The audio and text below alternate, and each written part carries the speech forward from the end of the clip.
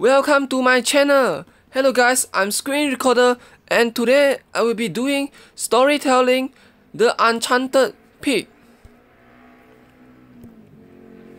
The Enchanted Pig. This story is about a woman loves her husband who is a pig and follows him to the ends of the earth.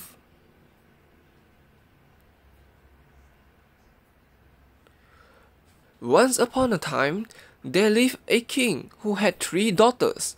Now, it happened that he had to go out to battle, so he called his daughters and said to them, "My dear children, I am obliged to go to war. The enemy is approaching us with a large army. It is a great grief to me to leave you all. During my absence, take care of yourself and be good girls. Behave well and look after everything in the house. You may walk in the garden. You may go into all the rooms in the palace, except the room at the back in the right-hand corner. Into that you must not enter, for harm would befall you. You may keep your mind easy, father," they reply. "We have never been disobedient to you. Go in peace, and may heaven give you a glorious victory." When everything was ready for his departure, the king gave them the keys of all the rooms and reminded them once more of what he had said. His daughters kissed his hands with tears in their eyes and wished him prosperity, and he gave the eldest the keys. Now when the girls found themselves alone, they felt so sad and dull that they did not know what to do. So, to pass the time, they decided to work for part of the day, to read for part of the day, and to enjoy themselves in the garden for part of the day. As long as they did this, all went well with them. But this happy state of things did not last long. Every day, they grew more and more curious, and you will see what the end of that was. "Sisters," said the eldest princess, "all day long we saw, spin, and read. We have been several days quite alone, and there is no corner of the garden that we have not explored. We have been in all the rooms of our father's palace, and have admired the rich and beautiful furniture. Why should not we go into the room that our father forbade us to enter?" "Sister," said the youngest, "I cannot think how you can tempt us to break our father's command. When he told us not to go into that room, he must have known what he was saying, and have had a good reason for saying it. Surely the sky won't fall about our heads if we do go in," said the second princess. "Dragons and sharks, like monsters that would devour us, will not be hidden in the room. And how will our father ever find out that we have gone in?" While they were speaking thus, encouraging each other, they had reached the room. The eldest fitted the key into the lock and snapped. The door stood open. The 3 girls entered, and what do you think they saw? The room was quite empty and without any ornaments, but in the middle stood a large table with a gorgeous cloth, and on it lay a big open book. Now the princesses were curious to know what was written in the book, especially the eldest, and this is what she read. "The eldest daughter of this king will marry a prince from the east." Then the second girl stepped forward, and turning over the page, she read, "The second daughter of this king will marry a prince from the west." The girls were delighted and laughed and teased each other, but the youngest princess did not want to go near the table or to open the book. Her elder sisters, however, left her no peace, and will she, nill she, They dragged her up to the table, and in fear and trembling, she turned over the page and read, "The youngest daughter of this king will be married to a pig from the north. Now, if a thunderbolt had fallen upon her from heaven, it will not have frightened her more. She almost died of misery, and if her sisters had not healed her up, she would have sunk to the ground and cut her head open. When she came out of the fainting fit into which she had fallen in her terror, her sisters tried to comfort her, saying, 'How can you believe such nonsense? When did it ever happen that a king's daughter married a pig?' 'What a baby you are!' said the other sister. 'Has not our father enough shoulders to protect you, even if the disgusting creature did come to woo you?' The youngest princess would fain have let herself to be convinced by her sister's words, but have believed what they said. But her heart was heavy. Her thoughts kept turning to the book, in which stood written that great happiness waited her sisters, but that a fate was in store for her such as had never before been known in the world. Besides, the thoughts weighed on her heart that she had been guilty of disobeying her father. She began to get quite ill, and in a few days she was so changed that it was difficult to recognize her. Formerly she had been rosy and merry, now she was pale, and nothing gave her any pleasure. She gave up playing with her sisters in the garden, ceased to gather flowers to put in her hair, and never sang when they sat together at their spinning and sewing. In the meantime, the king won a great victory, and having completely defeated and driven off the enemy, he hurried home to his daughters, to whom his thoughts had constantly turned. Everyone went out to meet him with cymbals and fifes and drums, and there was great rejoicing over his victorious return. The king's first act on reaching home was to thank heaven for the victory he had gained over the enemies who had risen against him. He then entered his palace, and the three princesses stepped forward to meet him.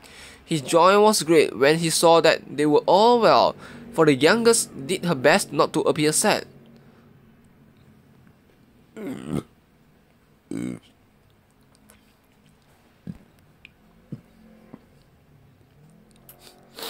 In spite of this, however, it was not long before the king noticed that his third daughter was getting very thin and sad looking, and all of a sudden he felt as if a hot iron were entering his soul, for it flashed through his mind that she had disobeyed his word. She felt sure he was right, but to be quite certain he called his daughter to him, questioned them, and ordered them to speak the truth. They confessed everything, and took good care not to say which had led the other two into temptation. The king was so distressed when he heard it that he was almost overcome by grief, but he took heart and tried to comfort his daughters, who looked frightened to death. He saw that what had happened, and that 1,000 words would not alter matters by a hair's breadth. Well, these events had almost been forgotten, when one fine day a prince from the east appeared at the court and asked the king for the hand of his eldest daughter. The king gladly gave his consent. A great wedding banquet was prepared, and after 3 days of fittings, the happy pair were accompanied to the frontier with much ceremony and rejoicing. After some time, the same thing befell the second daughter, who was wooed and won by a prince from the west. Now, when the young princess saw that everything fell out exactly as had been written in the book, she grew very sad. She refused to eat and would not put on her fine clothes nor go out walking, and declared that she would rather die than become a laughing stock to the world. But the king would not allow her to do anything so wrong, and he comforted her in all possible ways. When the time passed, too long, and behold, one fine day an enormous pig from the north walked into the palace, and going straight up to the king and said, "Hear, O king, may your life be as prosperous and bright as sunrise on a clear day." "I am glad to see you well, friend," answered the king. "But what wing has brought you here hither?" "I come a wooing," replied the pig. Now the king was astonished to hear so fine a speech from a pig, and at once it occurred to him that something strange was the matter. He would gladly have turned the pig's thoughts in another direction, as he did not wish to give him the princess for a wife. But when he heard that the courts and the whole street were full of all the pigs in the world, he saw that there was no escape, and that he must give his consent. The pig was not satisfied with mere promises, but insisted that the wedding should take place within a week, and would not go away till the king had sworn a royal oath upon it.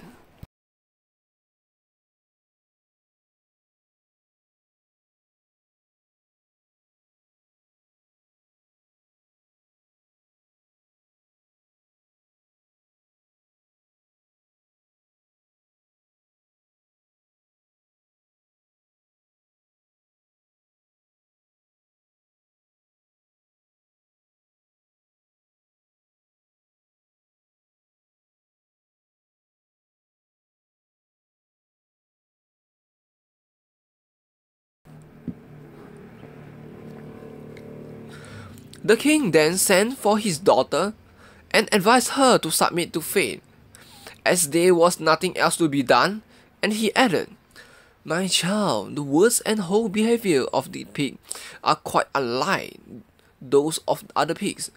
I do not myself believe that he always was a pig. Depend upon it, some magic or witchcraft has been at work. Obey him and do everything that he wishes, and I feel sure that heaven will shortly send you release." "If you wish me to do this, dear father, I will do it," replied the girl. In the meantime, the wedding day drew near. After the marriage, the pig and his bride set out for his home in one of the royal carriages. On the way, they passed a great bog, and the pig ordered the carriage to stop, and got out and rolled about in the mire till he was covered with mud from head to foot. Then he got back into the carriage and told his wife to kiss him. What was the poor girl to do? She bethought herself of her father's words, and, pulling out her pocket handkerchief, and gently wiped the pig's snout and kissed it. By the time they reached the pig's dwelling, which stood in a thick wood, it was quite dark. They sat down quietly for a little, as they were tired after their drive. Then they had supper together and lay down to rest. During the night, the princess noticed that the pig had changed into a man. She was not a little surprised, but remembering her father's words, she took courage, determined to see and wait what would happen. And now she noticed that every night the pig became a man, and every morning he was changed into a pig before she awoke. This happened several nights and running, and the princess could not understand it at all. Clearly, her husband must be bewitched. In time, she grew quite fond of him. He was so kind and gentle. One fine day, as she was sitting alone, she saw an old witch go past.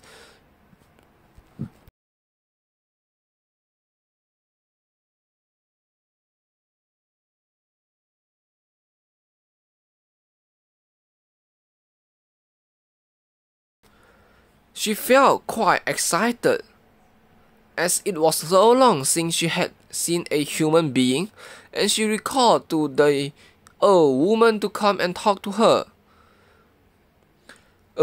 Among other things, the witch told her that she understood all magic arts, and that she could foretell the future, and knew the healing powers of herbs and plants. I shall be graceful to you all my life, O dame, said the princess, if you will tell me what is the matter with my husband. Why is he a pig by day and a human being by night? I was just going to tell you that one thing, my dear, to show you what a good fortune teller I am. If you like, I will give you a herb to break the spell. If you will only give it to me, said the princess, I will give you anything you choose to ask for I cannot bear to see him in this state. Here, then, my dear child, said the witch, take this thread, but do not let him know about it, for if he did it, would lose his healing power. At night, when he is asleep, you must get up very quietly and fasten the thread round his left foot as firmly as possible, and you will see, in the morning, he will not have changed back into a pig, but will still be a man. I do not want any reward. I shall be sufficiently repaid by knowing that you are happy. It almost breaks my heart to think of all you have suffered, and I only wish I had known it sooner, as I should have come to rescue you at once. When the old witch had gone away, the princess hid the thread very carefully, and at night she got up quietly and with a beating heart. She bound the thread round her husband's foot. Just as she was pulling the knot tight, there was a crack, and the thread broke, for it was rotten. Her husband awoke with a start and said to her, "Unhappy woman, what have you done? 3 days more, and this holy spell would have fallen from me. And now, who knows how long I may have to go about in this disgusting shit? I must leave you at once, and we shall not meet again until you have worn out 3 pairs of iron shoes and blunted a steel staff in your search for me." So saying, he disappeared. Now, when the princess was left alone, she began to weep and mourn in a way that was pitiful to hear. But when she saw that her tears and groans did her no good, she got up, determined to go wherever fate should lead her. On reaching a town, the first thing she did was to order 3 pairs of iron sandals and a steel staff. And having made these preparations for her journey, she set off in search for her husband. On and on she wandered over 9 seas and across 9 continents.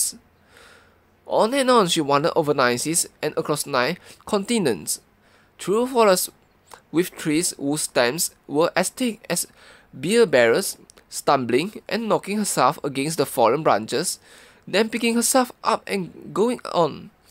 The boughs of the trees hit her face, and the shrubs tossed her hands, but on she went, and never looked back.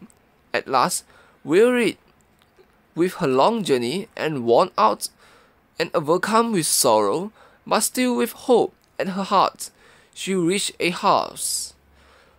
Now, who do you think lived there? The moon. The princess knocked at the door, and begged to be let in, that she might rest a little. The mother of the moon, when she saw her sad plight, felt a great pity for her, and took her in and nursed and tended her. And while she was there, the princess had a little baby. One day the mother of the moon asked her, "How was it possible for you, a mortal, to get hither to the house of the moon?" Then the poor princess told her all that happened to her, and added, "I shall always be thankful to heaven for leading me hither, and grateful to you that you took pity on me and on my baby, and did not leave us to die. Now I beg one last favor of you. Can your daughter, the moon, tell me where my husband is?" "She cannot tell you that, my child," replied the goddess. "But if you will travel towards the east, until you reach the dwelling of the sun, he may be able to tell you something."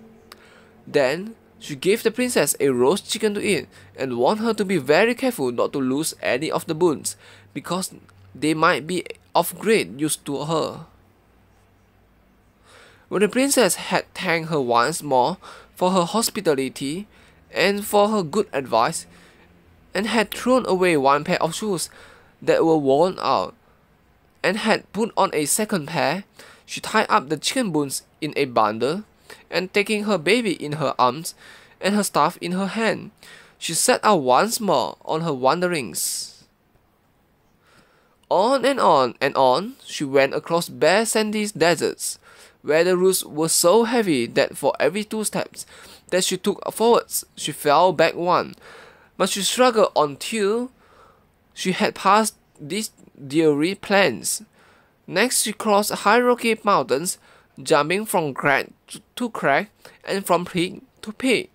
Sometimes she would rest for a little on a mountain and then start afresh, always farther and farther on. She had to cross swamps and to scale mountain peaks covered with flints, so that her feet and knees and elbows were all torn and bleeding. And sometimes she came to a precipice,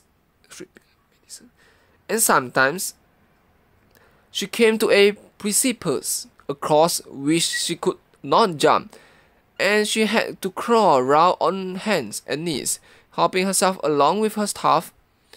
At length, wearied to die, she reached the palace in which the sun lived. She knocked and begged for admission. The mother of the sun opened the door and was astonished at beholding a mortal from the distant earthly stores, and wept with pity when she heard of all she had suffered. Then, having promised to ask her son about the princess' husband, she hid her in the cellar, so that the son might notice nothing on his return home, for he was always in a bad temper when he came in at night.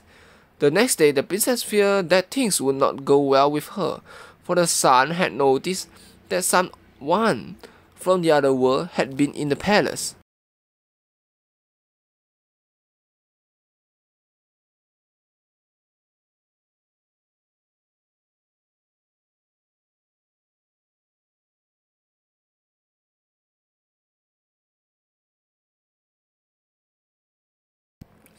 But his mother soothed him with soft words, assuring him that this was not so. So the princess took heart when she saw how kindly she was treated, and asked, "But how in the world is it possible for the sun to be angry? He is so beautiful and so good to mortals."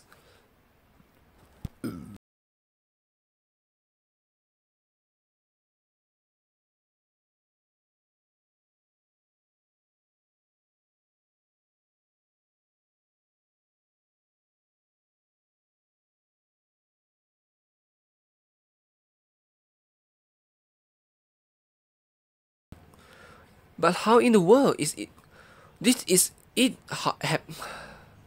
This is how it happens," replied the son's mother. "In the morning, when he stands at the gates of paradise, he is happy and smiles on the whole world. But during the day, he gets cross, because he sees all the evil deeds of men, and that is why his heat becomes so scorching. But in the evening he is both sad and angry, for he stands at the gates of death. That is his usual course. From there he comes back here." She then told the princess that he had asked about her husband, but that her son had replied he knew nothing about him, and that her only hope was to go and inquire of the wind. Before the princess left, the mother of the sun gave her a roast chicken to eat, and advised her to take care of the bones, which she did, wrapping them up in a bundle. She then threw away her second pair of shoes, which were quite worn out, and with her child on her arm, and her staff in her hand, she set forth on her way to the wing.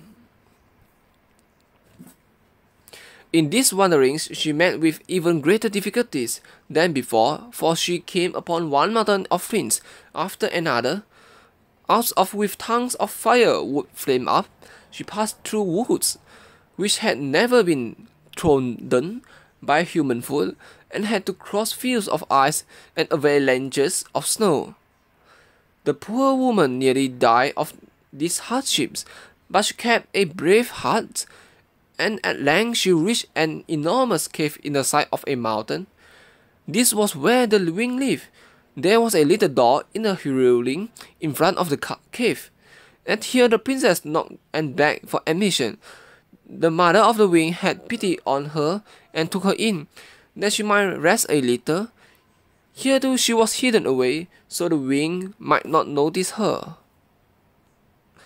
The next morning, the mother of the wing told her that her husband was living in a thick wood, so thick that no axe had been able to cut a way through it. Here he had built himself a sort of house by piecing trunks of trees together and fastening them with witches, and here he lived alone, shunning humankind. After the mother of the wing had given the princess a chicken to eat, and had warned her to take care of the bones, she advised her to go by the Milky Way, which at night lays across the sky, and to wander until she reached her goal.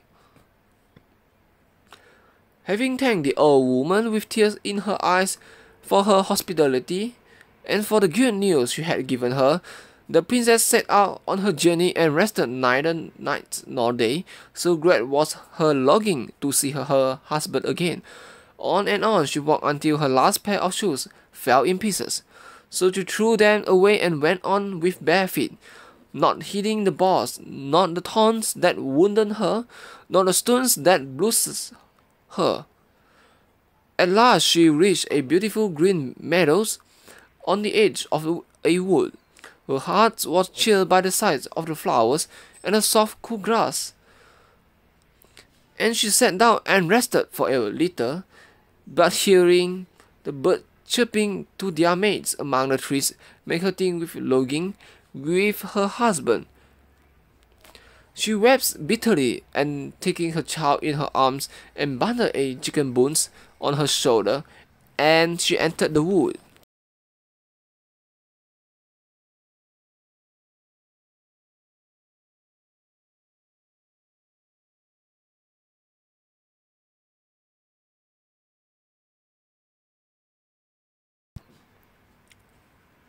For 3 days and 3 nights she struggled through it, but could find nothing. She was quite worn out with weariness and hunger, and even her staff was no further help to her, for in her many wanderings it had become quite blunted. She almost gave up in despair, but made one last great effort, and suddenly in a thicket she came upon the sort of house that the mother of the wing had described. It had no windows, and the door was up in the roof. Round the house she went in search of steps, but could find none. What was she to do? How was she to get in? She thought, and tried in vain to cry up to the door. Then suddenly bethought her of the chicken bones that she had dragged all the weary way, and she said to herself, "That would not have told me to take such good care of these bones if they had not had some good reason for doing so. Perhaps now, in my hour of need, they may be of use to me." So she took the bones out of her bundle, and having tossed for a moment, she placed the two ends together. To her surprise, they stuck tight. Then she added the other bones till she had 2 long poles, the height of the house. These she placed against the wall, at a distance of a yard from one another. Across them she placed the other bones, piece by piece, like the steps of a ladder. As soon as one step finished, she stood upon it and made the next one, and then the next, till she was close to the door. But just as she got near the top, she noticed that there were no boons left. For the last rung of the ladder, what was she to do? Without the last step, the whole ladder was useless. She must have lost one of the boons. Then, suddenly an idea came to her. Taking a knife, she chopped off her little finger and placing it on the last step. It stuck as the boons had done. The ladder was complete, and with her child on her arm, she entered the door of the house. Here she found everything in perfect order. Having taken some food, she laid the child down to sleep in a trough that was on the floor and sat down herself to rest. When her husband, the pig, came back to his house, he was startled by what he saw. At first, he could not believe his eyes and stared at the ladders of boons and at the little finger on the top of it. He felt that some fresh magic must be at work, and in his terror, he almost turned away from the house. But then a better idea came to him. He changed himself into a dove, so that no witchcraft could have power over him, and flew into the room without touching the ladder. Here he found a woman rocking a child. At the sight of her, looking so changed by all that she had suffered for his sake, his heart was moved by such love and longing, and by so great pity, that he suddenly became a man. The princess stood up, and when she saw him, and her heart beat with fear, for she did not know him. But when he told her who he was, in her great joy she forgot all her suffering, and they seemed as nothing to her. He was a very handsome man, as straight as a fir tree. They sat down together, and she told him all her adventures, and he wept with pity at the tale.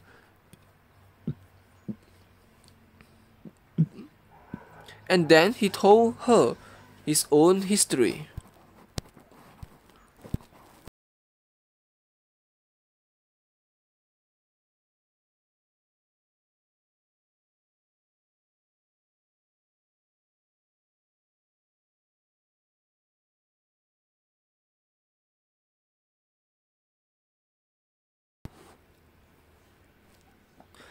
I am a king's son.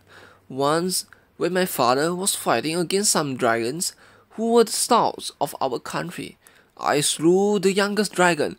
His mother, who was a witch, cast a spell over me and changed me into a pig.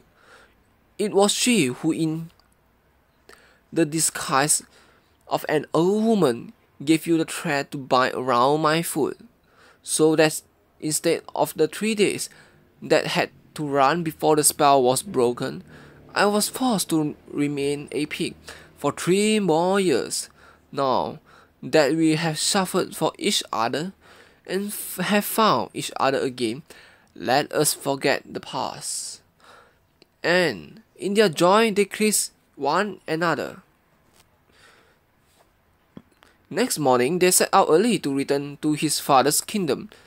Great was the rejoicing of all the people when they saw him and his wife. His father and his mother embraced them both. And there was feasting in the palace for 3 days and 3 nights. Then they set out to see her father. The old king nearly went out of his mind with joy and beholding his daughter again. When she had told him all her adventures, he said to her, "Did not I tell you that I was quite sure that that creature who wooed and won you as his wife had not been born a pig? You see, my child, how wise you were in doing what I told you." And as the king was old and had no heirs, he put them on the throne in his place. And they rule as only kings rule who have suffered many things. And if they are not dead, they are still living and ruling happily. This is the end of storytelling the Enchanted pig. So, last but not least, remember to subscribe to my YouTube channel, like my video, share my video, and click on the bell. When you click on the bell, remember to turn on the notification so that you will know when I upload a new video every day. So, comment below for any topic or any story you would like to see on my next video, or comment below for any things or any opinions you would like to tell me. So, comment below. We'll see you on the next video.